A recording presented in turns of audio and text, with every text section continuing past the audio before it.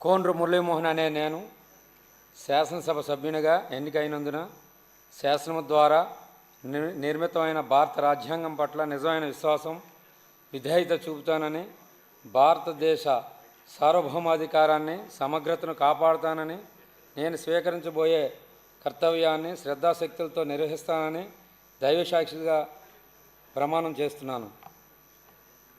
శాసనసభ సభ్యుడైన కోండ్రు మురళీమోహన్ అనే నేను సభా నియమాలకు కట్టుబడి ఉంటానని, వాటిని అనుసరిస్తానని, సభా మర్యాదలను పాటిస్తానని, సాంప్రదాయాలను గౌరవిస్తానని దైవసాక్షిగా ప్రమాణం చేస్తున్నాను.